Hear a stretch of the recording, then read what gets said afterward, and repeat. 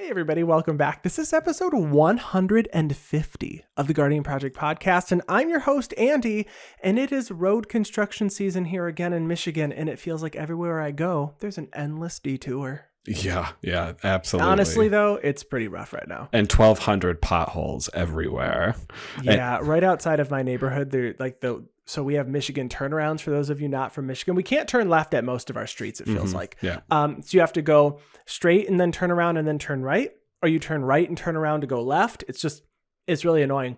And they shut down the one right by my house, which is on the expressway. Mm-hmm. So I have to, you're waiting through like 12 lights now. Ugh, it's pretty obnoxious. That's terrible. And I'm your other host, Mike, and I'm very happy to see that Rocco, Cabaretti Caterer, may actually see some play in some 60-card constructed formats. I cannot wait to see how Rocco's Modern Life turns out. That was a very good show. It was. I really agree. did like Rocco's Modern Life. Oh, yeah. That little wallaby. Please listen carefully.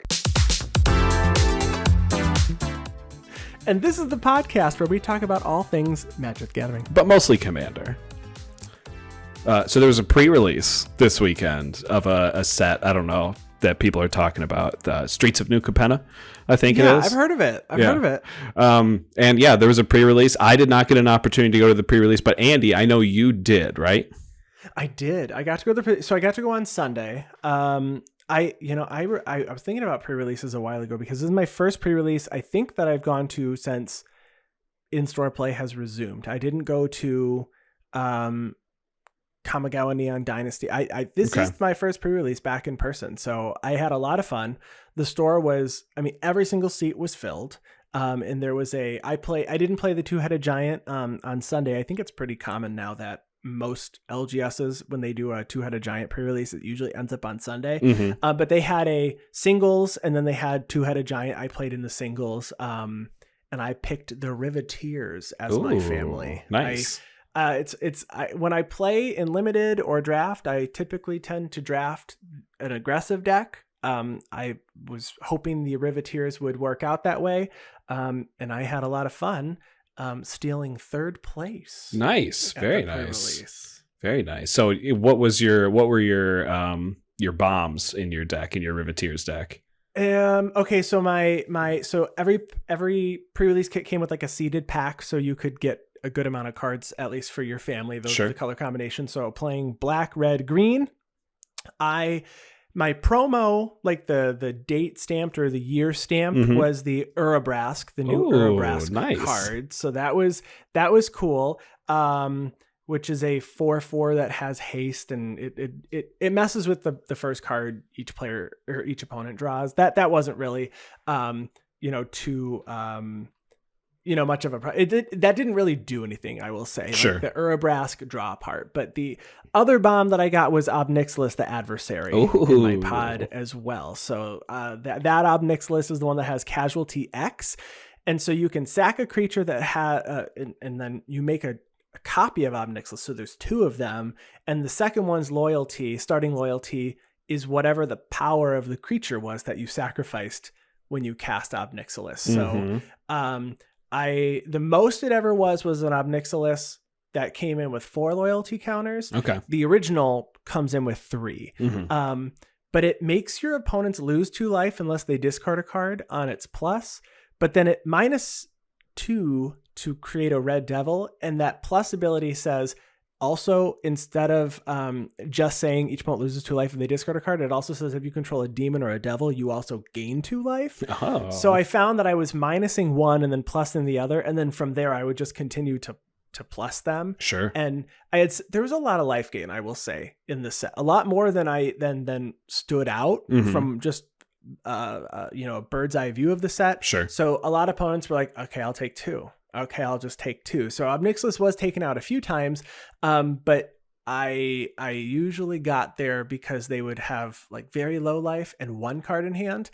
So they didn't want to take 4, so they discard 1 and take 2. And then if they didn't have a way to deal with the Obnixilis, that was pretty cool. And I also got the Riveteers Ascendancy and a bunch of Blitz cards. So I lost to I went 3-1, so I only had 1 loss, and I lost to an Obscura deck that had that.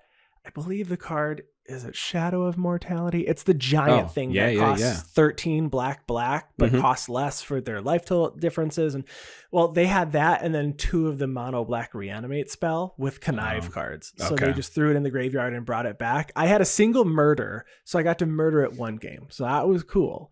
But then it killed me the other games. So I took 3rd place, and then in my prize packs, I got another Urabrask. So I was super excited. I think I made my money back there. I will say, I think it's a really fun set. I think it's pretty complex. Casualty, I definitely undervalued now that I've played with it in person. I think it's cool because I was thinking, well, if you don't have the creature, the spell's not going to do anything. But it's really just Casualty is just like the cherry on top of whatever the spell already was. But I did find myself not wanting to play any of my spells that had Casualty unless I could actually get the advantage. Yeah. And that's just me. I want the full value. I was getting greedy, I think. But Double Obnixilis, it happened 4 times. Nice.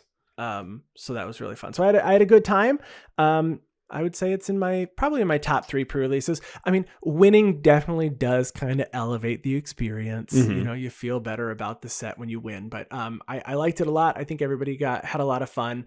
And the LGS was packed, it was nice to see that every seat was filled. And they were, making some money, and it was nice seeing everybody in person. Very nice. Yeah, I'm hoping to make it to the next pre-release. I think the next one is going to be a Baldur's Gate pre-release.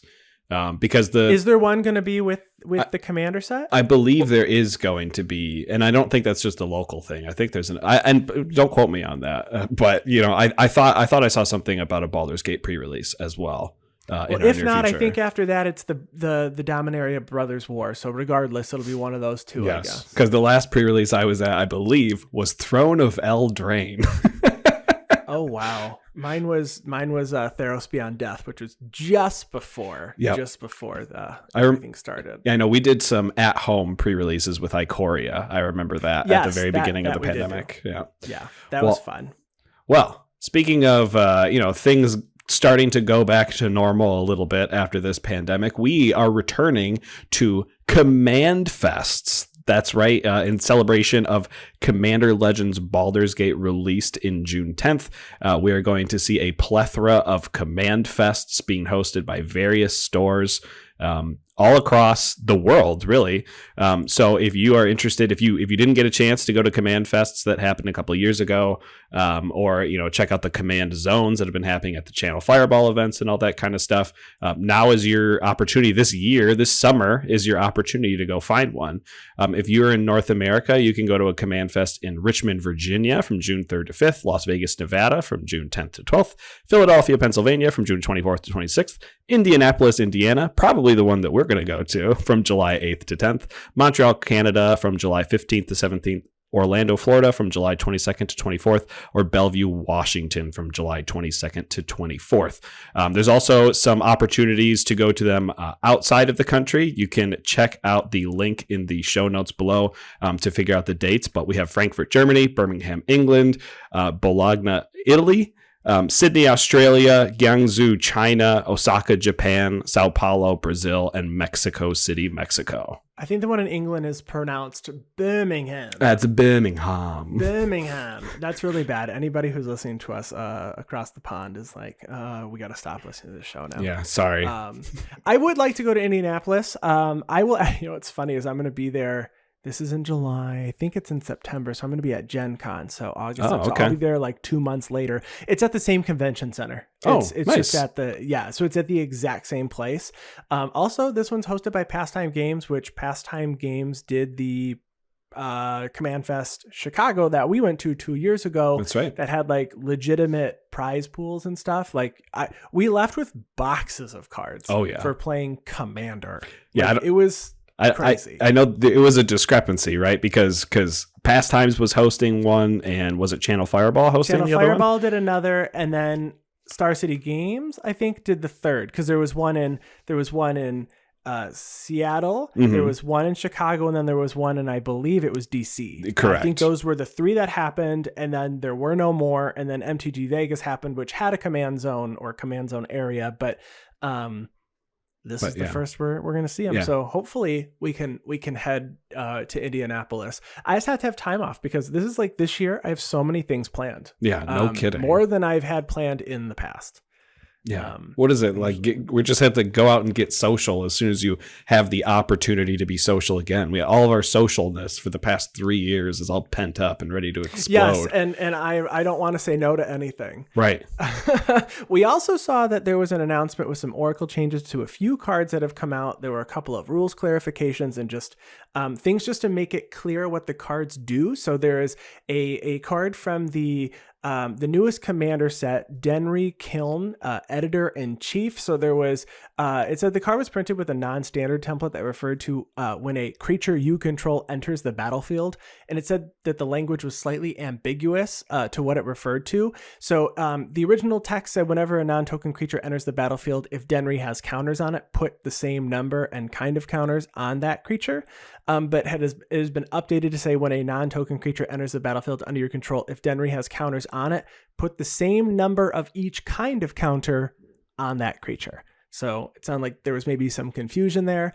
The next card is Flames of the Blood Hand. So the redirection rule was changed. So when you cast a spell that can, deal damage to any target or to player, you can deal it to planeswalkers. Well, I guess Flames of the Blood Hand was part of the update, but the actual language is kind of confusing. So it said it deals 4 damage to target player or planeswalker. The damage can't be prevented if that player would gain life this turn. That player gains no life instead. It now says the damage can't be prevented, and if the player or that planeswalker's controller would gain life this turn, that player gains no life instead.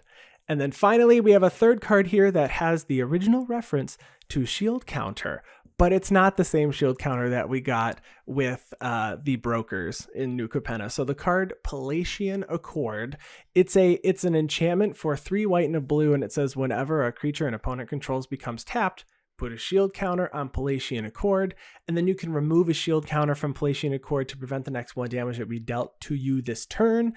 They have removed it, and it no longer is going to say shield counter. It is going to say Palatian counter.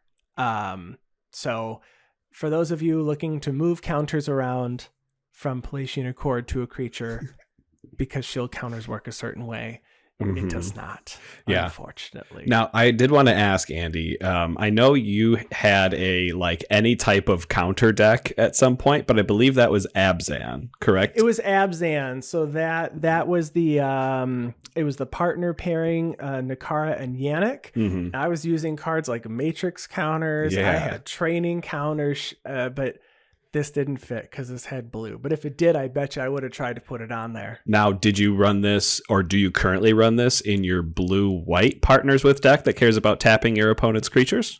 I sure don't. Okay. Because the only 2 decks I could possibly think of that might be running this card right now. No, I am not running this card in anything. So I'm not affected. But for those of you that may have purchase those, unfortunately that has been changed. But if you want to work or play a game and you want it to work that way and you ask for a rule 0 change, we're probably not going to tell you no.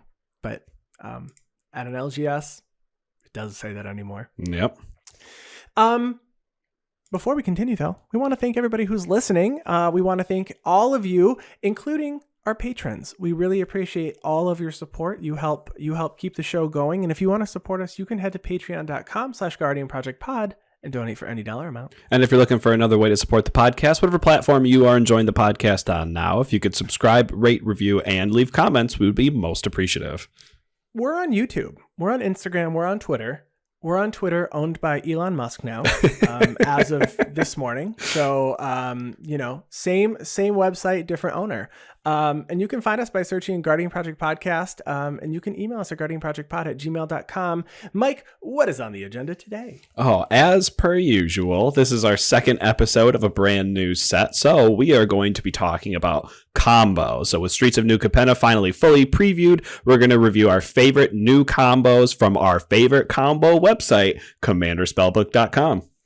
Let's head over to CommanderSpellbook.com right now.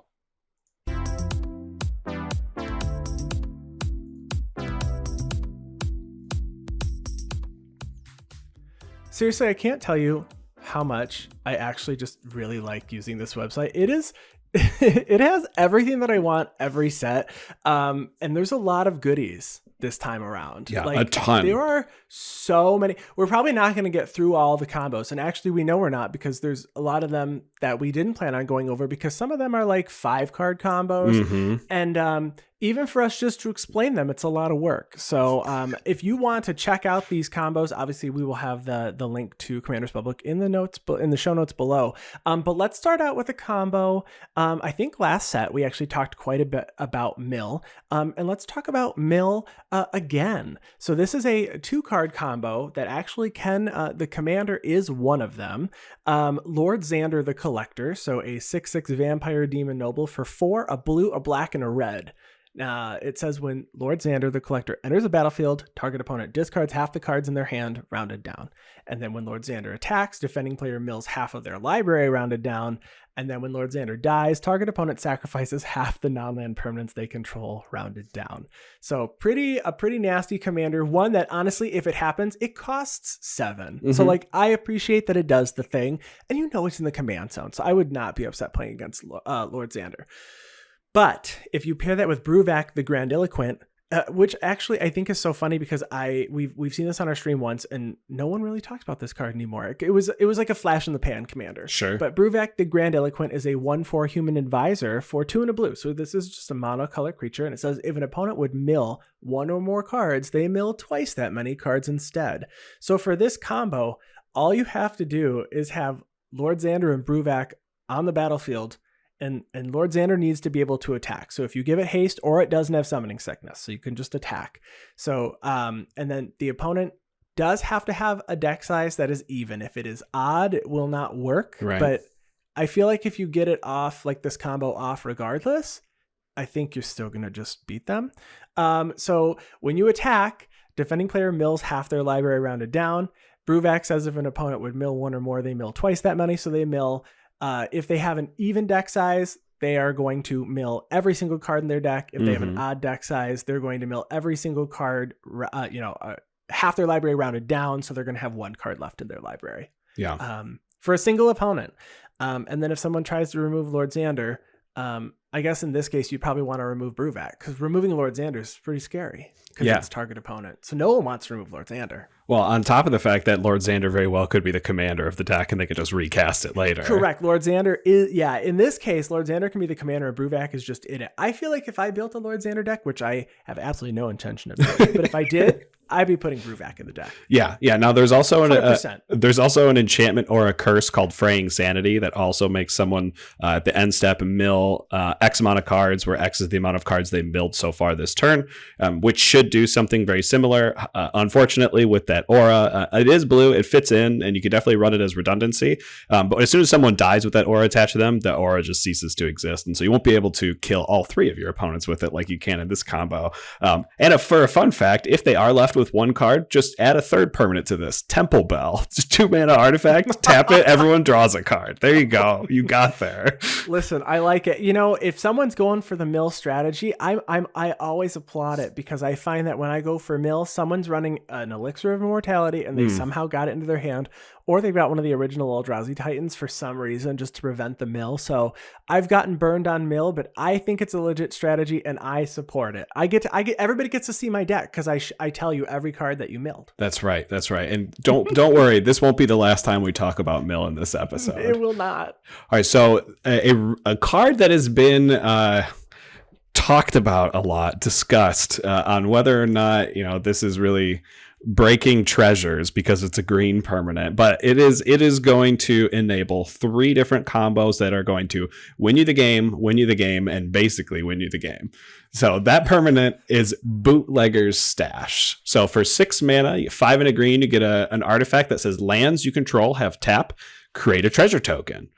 Wow, that's cool. I mean, your land already taps for 1. You're basically turning all of your lands into rainbow lands this way, which is pretty cool. Exactly. My doubling token cards said thank you very much. Definitely. Yeah, that's huge. If you can double your treasure tokens or something, yeah, this card already has amazing value. But in combination with an enchantment called Revel in Riches, you can actually just win the game. So Revel in Riches is a 5-mana enchantment, 4 and a black, that says whenever a creature an opponent controls dies, create a colorless treasure token. And then at the beginning of your upkeep, if you control 10 or more treasures, you win the game. So simply just create 10 treasures before your upkeep and you'll win the game with Revel in Riches. Now you could do something very, very similar with an enchantment aura called a Mechanized Production from the Kaladesh block. So for 2 blue, you get an enchantment aura that says enchant artifact you control. And at the beginning of your upkeep, create a token that's a copy of enchanted artifact. Then if you control 8 or more artifacts with the same name as one another, you win the game. So another way that at your upkeep you're going to win, but you're only going to have 8 treasures. And the nice part about this is, and some people often overlook it, Mechanized Production doesn't care if it's the artifact that you are enchanted that shares a name. You only have to have 8 artifacts that share a name. So you can enchant something that's got like indestructible or something just to make sure that it doesn't go away, so that you just have that enchantment to stay on the board the whole time. Make 8 treasures and win. It does say artifact you control. So Bootlegger's Stash is an artifact. Oh, you could definitely enchant Bootleg. Oh, make 2 of them? Yeah, you could get a second one, and if someone finds their artifact removal, you still have a Bootlegger's Stash sitting around. That's true. Unfortunately, it doesn't like create 2 treasures or something. 2 treasures, but it gives you backup when someone ultimately looks for their 1 artifact removal. Yeah. That's awesome. And now the last one we have here is Time Sieve.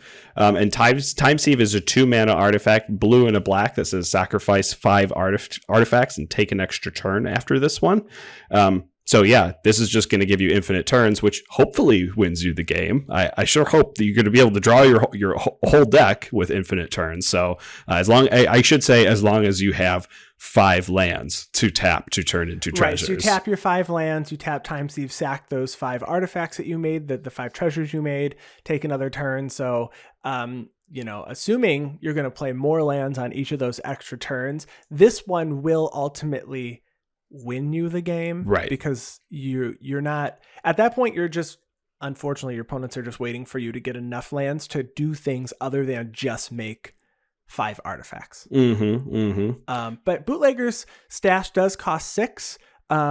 So it's likely you probably already have those 5 lands. Unless I guess you cheated Bootlegger Stash out sooner and then made artifacts to kind of ramp up your game. But regardless, cool combo. It's in the Sultai colors. I'm sure there's some good commander you could throw in that cares about these artifacts. I mean, Silas Wren is blue-black, and then you add in one of the green partners if you wanted to do a partner pairing to get to the Sultai. Or just as a regular Sultai commander is pretty good too, because these are both permanents. So you could maybe run a Muldrotha artifact deck. Oh yeah, that would be easy. I mean, someone removes Time Sieve or Bootlegger Stash, you just cast it on your next turn. Oof.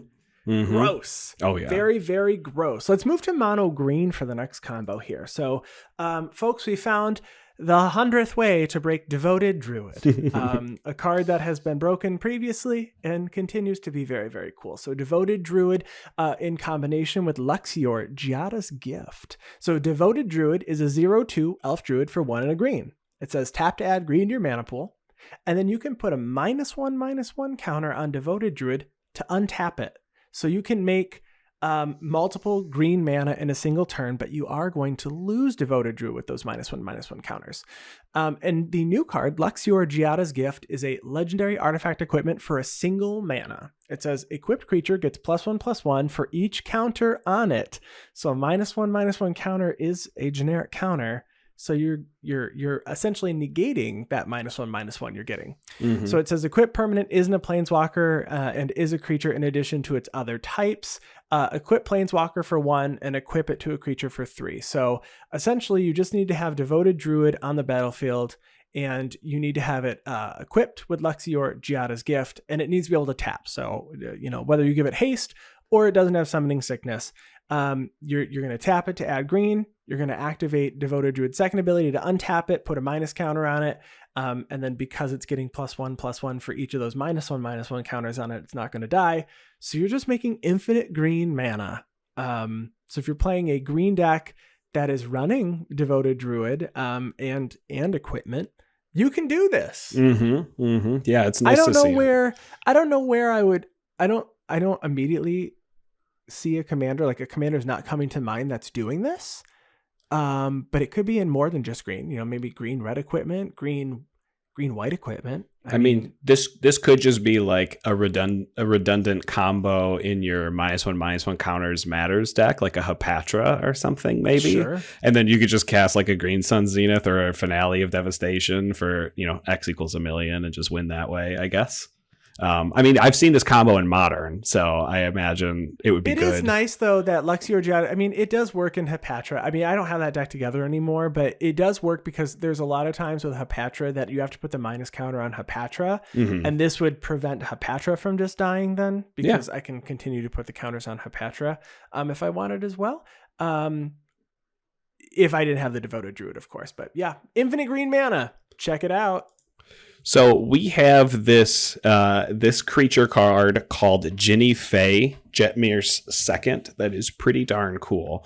It is a legendary creature elf druid for hybrid red-green, hybrid green-white that says, if you would create one or more tokens, you may instead create that many 2/2 green cat creature tokens with haste, or that many 3/1 green dog creature tokens with haste.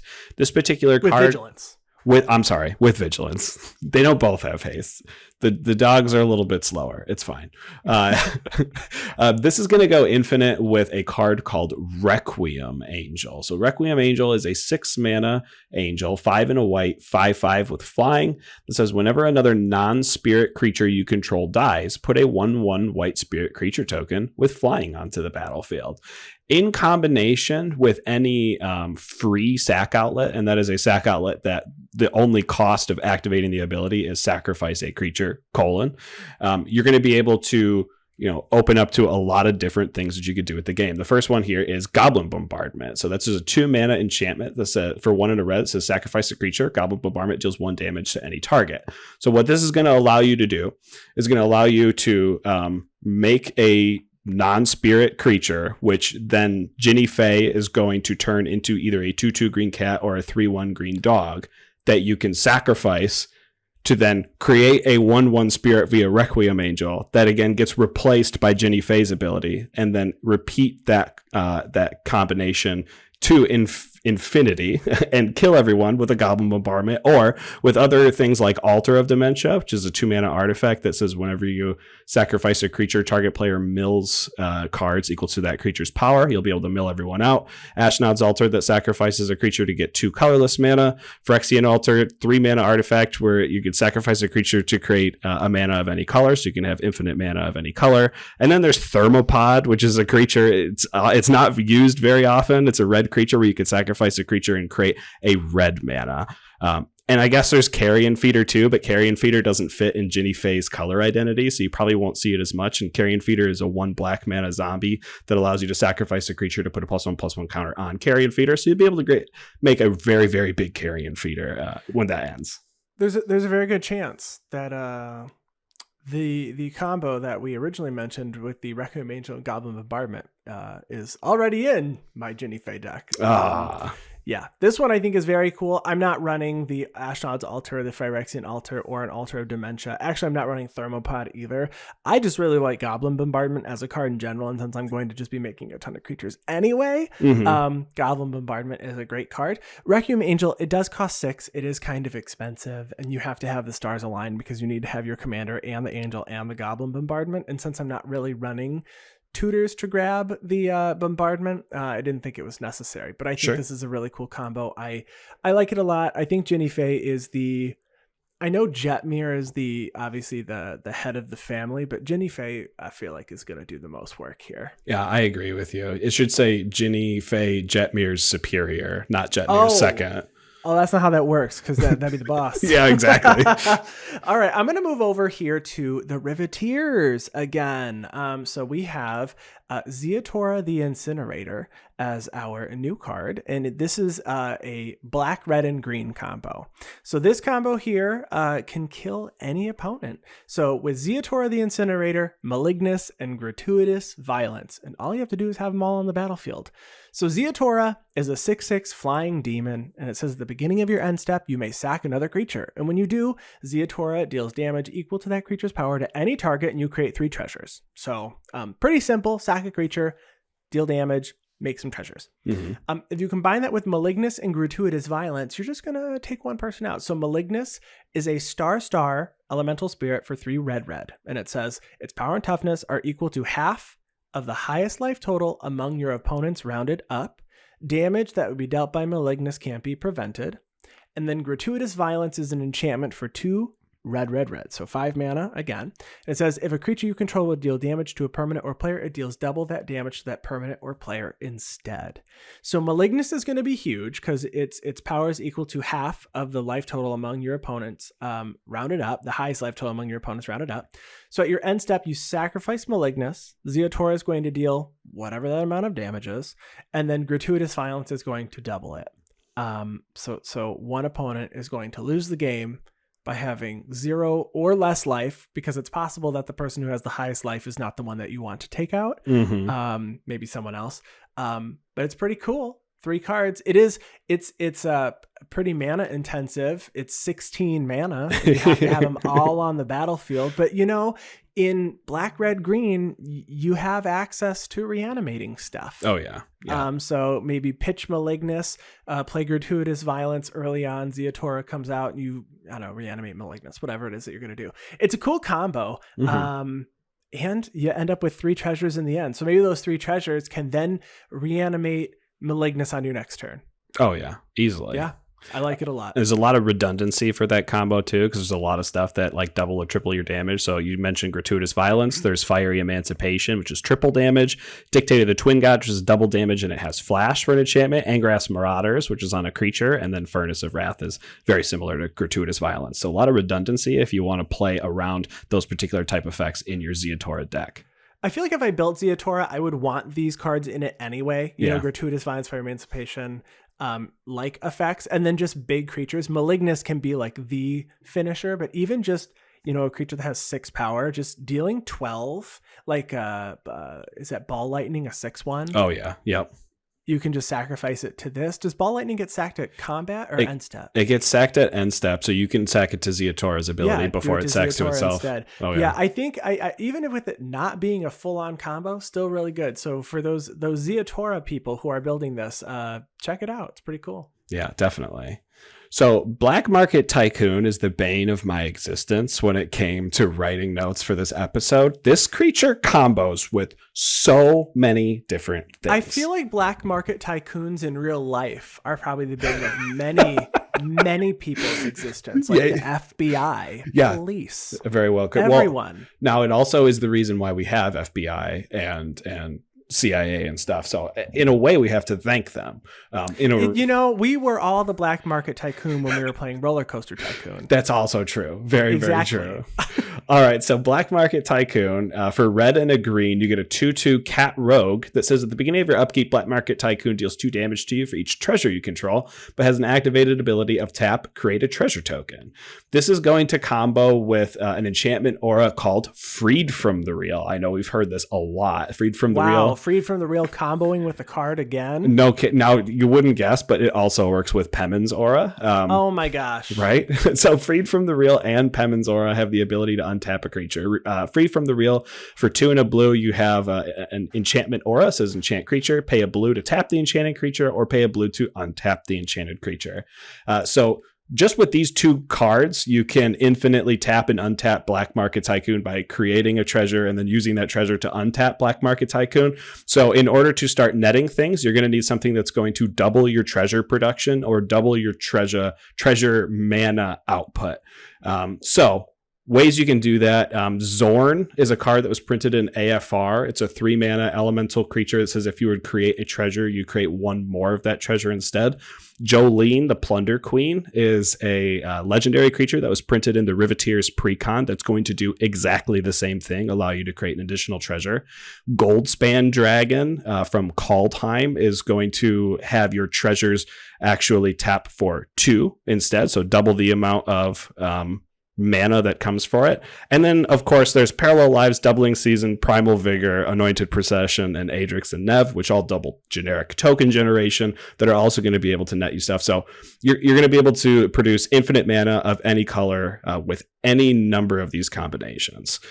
It also works with Umbral Mantle, which is an equipment that allows you to untap a creature for 3 generic mana if you have 2 treasure doublers on the battlefield. So some redundancy even in the untapping. You know what's funny? I think there's a couple of decks that would really want this. And the one that I think, because this is in just looking in Teamer colors, I feel like Malcolm Keen-Eyed Navigator, which is already making treasure tokens, and then Tana the Bloodsower, which is making tokens in general. Mm-hmm. This would be really cool to put like this kind of a combo into that kind of a deck. It kind of already fits what those commanders want to do. Yeah, and I do feel like Black Market Tycoon is probably people are going to use it not for combo, but I'm looking at it as a combo only card because I don't ever want to untap with treasures if I own it, and I feel like I'm going to be untapping with treasures if I'm playing, especially in the day and age of Commander that we see today. Yeah, because someone's going to have a card that says whenever an artifact goes to your graveyard, they'll have Viridian Revel and stuff. Yeah, or you could potentially give this away to an opponent that has a lot of treasures if you have an oof out there that makes it so people can't activate activated abilities of artifacts. And this is only upkeep though, so there is that. So it's not just any time, but it is your upkeep. But you could take some significant damage at your upkeep. But if you don't want to run that, you could just cut your losses and go with the mill strategy again. That's good. I like that. That was a good transition. I am so proud of myself right now. So Cut Your Losses is a new card from New Capenna, and it is a sorcery for 4 blue. It has casualty 2, and it says target player mills half their library rounded down.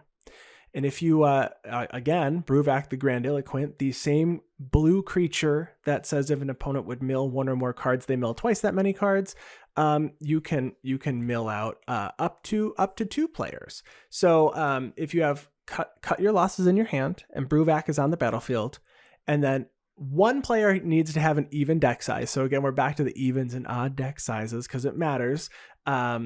You can play Cut Your Losses and mill 1 opponent, or if you have a creature that has at least power 2 or greater on the battlefield, you can sacrifice it when you cast Cut Your Losses for that casualty, and you can copy the spell. So then you can hit 2 opponents with milling half their library rounded down to essentially mill their entire library, assuming their library is an even deck size. If it is not, they will have 1 card left in their library. But again, I still think you're the real winner if you do that. And in this deck with Bruvak as the commander, which is a very strong deck, as we have seen, Cut Your Losses is just another redundant actual win condition for Bruvak. Oh, yeah, definitely. I know to compare Cut Your Losses, there's a card called Traumatized. It's 5 mana, 3 blue that says target player mills half of their library rounded down.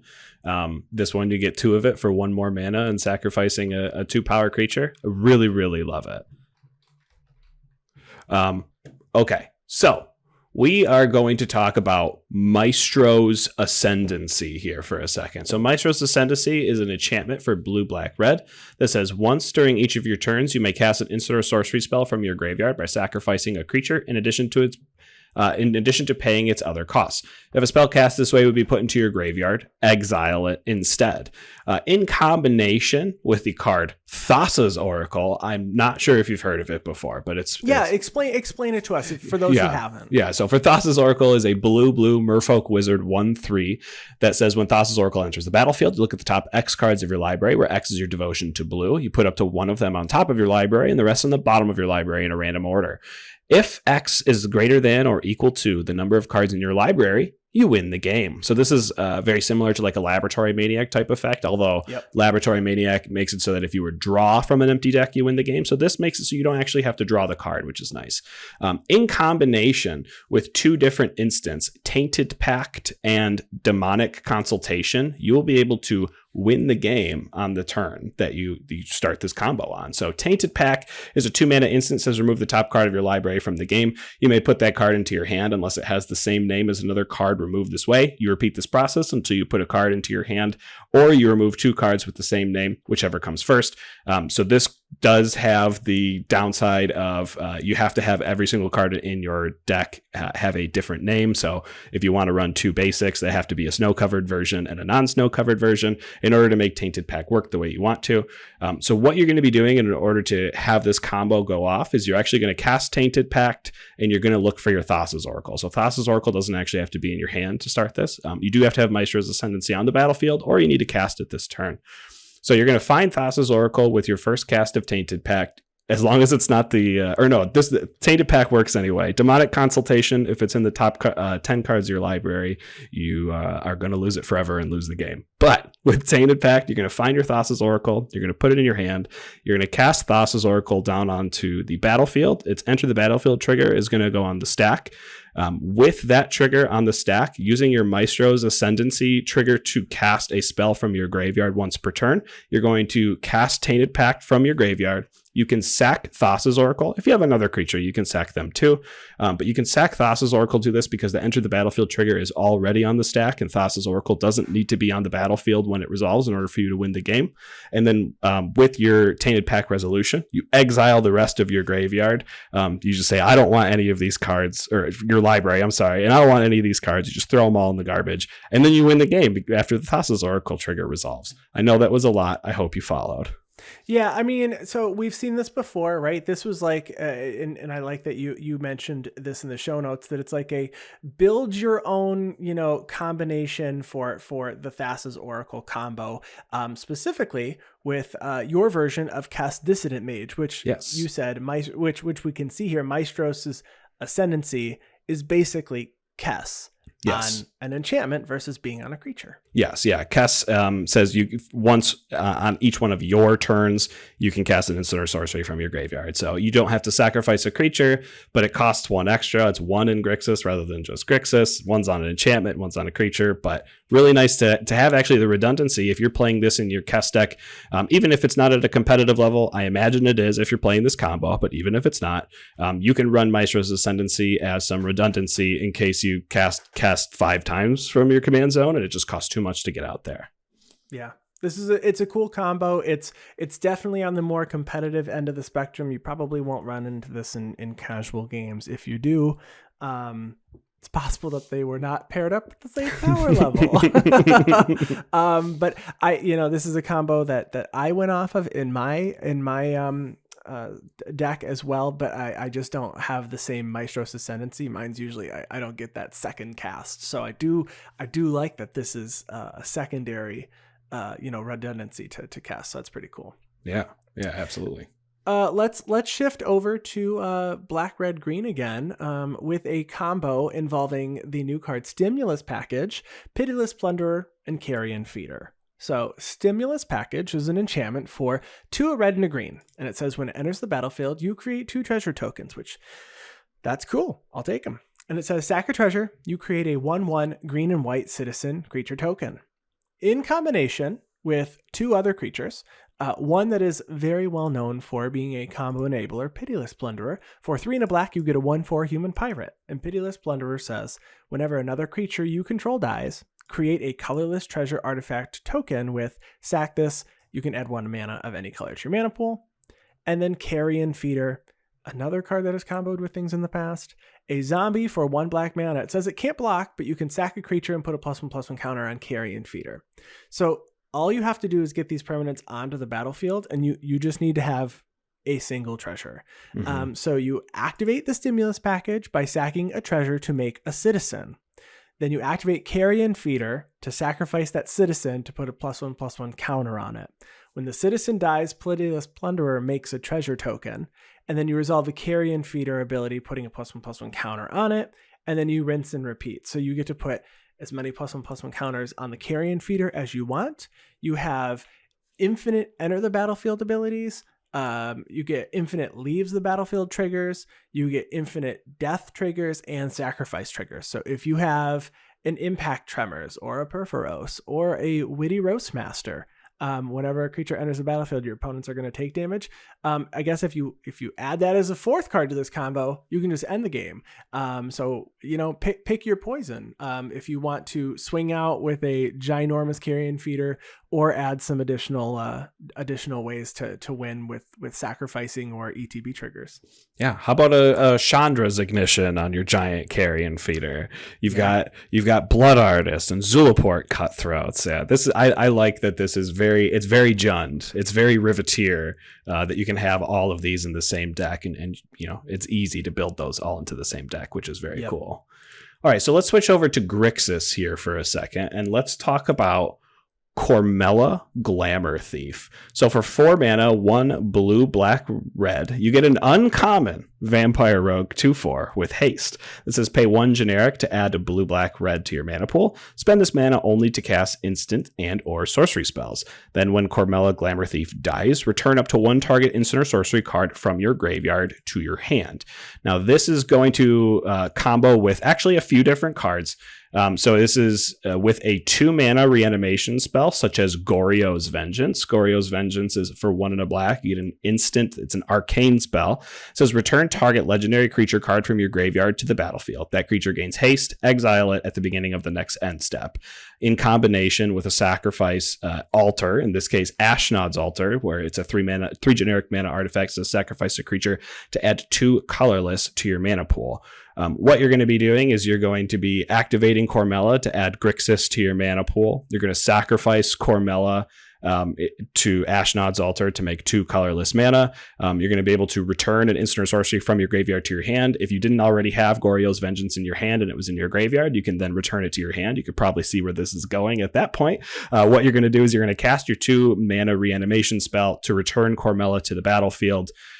Using the Grixis mana or a colorless plus the black mana from the Grixis mana you created from Cormela's ability, and you're going to be able to repeat this infinitely. You end up netting red and blue mana that can only be cast on instants and sorceries, but an infinite number of them, which is cool if you have like a fireball or a bane fire in your graveyard or something. Maybe you can return that and kill everyone on the board with it.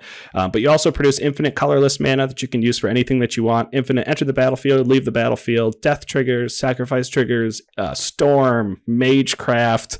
And even there's another 2 mana reanimation spell you can use, which is called Shallow Grave, which only returns the top card of your graveyard to the battlefield. So you just have to make sure nothing dies in between your combo in order to make sure that still works.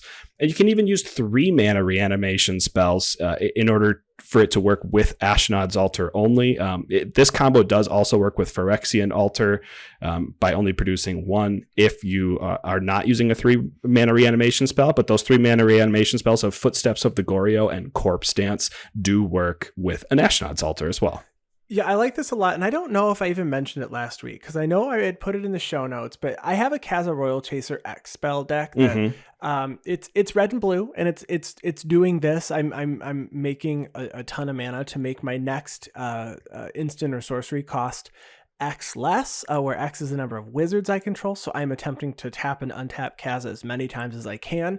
Cormela feels very similar to Kaza in the way that I wanted to build Kaza, and that this does exactly what I want to do, but adds black. It adds a little, there's combo here because there's combo with Kaza. I can make it tap and untap a lot.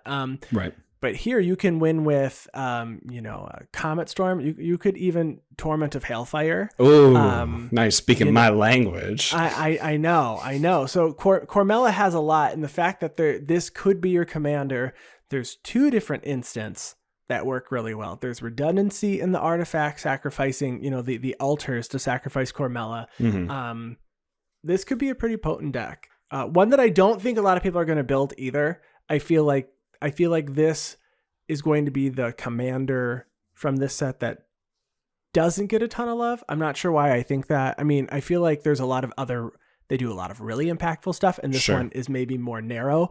And that's maybe I'll have to be the Cormela player. Let's say I think that's the problem, right? When we're looking at it and we see all the redundancy in this combo, you just immediately want to build this deck for this combo. And so you're going to have these 4 reanimation spells, these 2 altars, and then build the rest around that. Exactly. I would like to talk about the Locus God. Of course you do. Talk about my Lord and Savior, the Locus God. Of course. It's not the commander in this deck, though. So if you combine the Locus God and then Elegith Crossroads Augur with a new card, Rumor Gatherer. So Rumor Gatherer is a elf wizard, a 2/1 for 1 white. And it says Alliance. Whenever another creature enters the battlefield under your control, you scry 1. And then if this is the second time this ability has resolved this turn, you draw a card instead. And so if you pair that with a Locus God and Elegith Crossroads Augur, you just have to be able to draw a card, and you're going to end up drawing infinite cards. Mm-hmm. So the Locus God says whenever you draw a card, you create a 1/1 blue and red insect creature token with flying, and then itself has an ability to draw a card. So for 2, a blue and a red, you can pay that 4, and you can draw a card and discard a card. Elegith Crossroads Augur says if you would scry a number of cards, instead draw that many. Mm-hmm. So essentially, with all of these on the battlefield, you draw a card. The Locus God triggers to put an insect with haste onto the battlefield. The insect is going to trigger Rumor Gatherer, which causes you to draw a card because you are scrying. The first time I guess to scry, but you're going to draw, and you're just going to keep going, mm-hmm. and you're going to infinitely draw your deck. You're going to near infinite creature tokens with haste.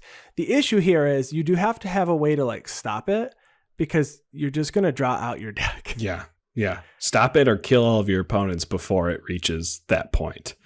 Yeah. So if you have, again, like an ETB, like an Impact Tremors or Perforos, and your opponents have low enough life, go for it.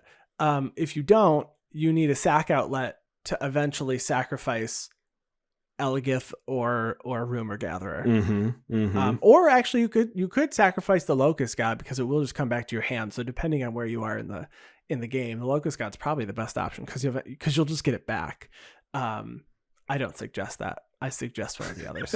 Well, and I would hope that after you draw, let's say you draw 60 cards. Well, I guess 60 power doesn't kill 3 people. Maybe it does late game, but I would hope that you had enough power on board. Maybe put a coat of arms somewhere in there just to make sure that you actually get them with some commander damage at the end, or some combat damage at the end. Okay, Jaxus the Troublemaker is a brand new card here from Streets of New Capenna that also gave me a headache when it came to these notes. Jaxus the Troublemaker is for 4 mana, 3 and a red. You get a 2/3 legendary creature human warrior that says pay red, tap, discard a card, create a token that is a copy of another target creature you control. It gains haste, and whenever this creature dies, draw a card. Sacrifice it at the beginning of the next end step. Activate only as a sorcery. Jaxus also has the Blitz ability, so you can pay Jaxus a cost of 1 and a red to blitz it out instead of just casting it out. But this combos with any creature that when it enters the battlefield untaps Jaxus, along with Phyrexian Altar or Thermopod. So we talked about Phyrexian Altar and Thermopod a lot. They both sacrifice creatures in order to create mana. Thermopod specifically creates red mana, and Phyrexian Altar can create 1 mana of any color. We need a red mana in order to continuously activate Jaxus, which is how this combo is going to go. So any creature that you can make a copy of that just untaps Jaxus, that's what's going to combo here. It's going to allow you to loot through your entire deck. I would prefer the mono red creatures that actually do this, like Coercive Recruiter and with Zealous Conscripts. In fact, Coercive Recruiter is going to, on top of being able to go infinite by just, untapping Jaxus over and over and over again, it's also going to allow you to steal all of your opponent's creatures and sacrifice all of your opponent's creatures to Phyrexian Altar. So Jaxus plus Coercive Recruiter plus Phyrexian Altar would be my combo of choice here for this many Jaxus combinations you have choices of. Yeah, it's a cool commander. It does require, you can do it in red, which is great. But with other cards too that untap, you can add it to other color decks, maybe Jeskai or, very cool stuff. All right, let's end with probably one of the meaner ones that we've seen. Obviously not Mill, but let's end with the Beamtown Bullies. So this one here is a new commander from the actual commander deck. And the Beamtown Bullies are a 4/4 Ogre Devil Warrior.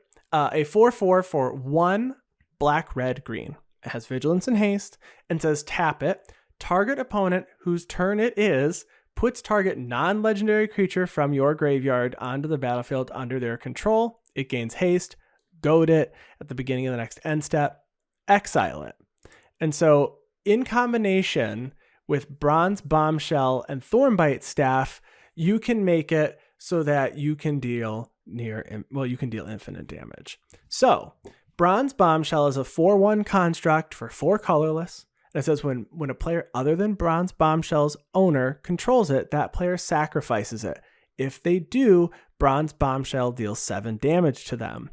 And then Thornbite Staff is an equipment for 2 mana, and it has equip for 4. And it says equipped creature has pay 2. Tap it. This creature deals 1 damage to target creature or player, and whenever a creature is put into a graveyard from play, untap this. So what you do here is you need to get the Bronze Bombshell into your graveyard. So you're in black, so you could cast an Entomb or the other cards that allow you to search for a creature and just put it into your graveyard. You can tap Beamtown Bullies that's equipped with the Thornbite Staff, and you're going to put Bronze Bombshell onto the battlefield under an opponent's control. They have to sacrifice it, and it's going to deal 7 damage to that opponent. When it dies, because the creature was put into the graveyard, you're going to untap the Beamtown Bullies that was equipped with the Thornbite Staff. You do this until you kill all your opponents. And that's actually with damage. There are a couple of other nasty things you can do with Beamtown Bullies. You can put Inverter of Truth into your graveyard and give it to an opponent. And Inverter of Truth says, when Inverter of Truth enters the battlefield, exile all cards from your library face down, and then shuffle the cards from your graveyard into your library. So if they don't have any cards in their graveyard, you just exile their library. Leveler, which is a 5-mana artifact creature. It's a 10/10. You're just going to throw it in the graveyard. And it says when it enters the battlefield, remove your library from the game. So you're going to steal another opponent's library. And then the one that honestly probably feels the worst. And it's funny to say that sounds worse than having your entire library exiled, is Eater of Days, a 4-mana 9/8 flying trample Leviathan. It's just completely colorless. When it enters the battlefield, you skip your next 2 turns. So you're forcing one of your opponents to still participate in this game, but skip their next 2 turns, which I will say that one is rough. Oh yeah. Yeah, that's pretty bad. Like, cool, I'm gonna sit here. I'm gonna go get a snack. You guys let me know when my 2 turns have passed. The funny thing is, this is not even coming close to the number of combos that we even planned to talk about. We have at least 10 more in our show notes, and there's like 30 more we didn't even put on our show notes because they're very complicated. Yeah. So if you want to check out the combos that we talked about today, or you'd like to check out the ones that we didn't go over, please head over to commanderspellbook.com for those combos, to check out these combos if you want to re-review them, because maybe we went through them really fast, or maybe you want to see if they work with other cards as well. You can just search those cards on Commander Spellbook to see if anybody has submitted those combos. Commander Spellbook, thank you so much for everything you do. We really love this website. And that's going to be it for this week. As always, I'm on Twitter at Andy Flory. And I'm on Twitter at WormCoilEngine. Of course, special thanks to Ryan Nichols, our producer and editor. Thank you for everything that you do for us. We really appreciate it. And Chris Wolf, who handles all of our graphic design. Check out all of his images over on our YouTube channel. And to all you listeners out there, we will chat with you next week. See ya. Bye-bye.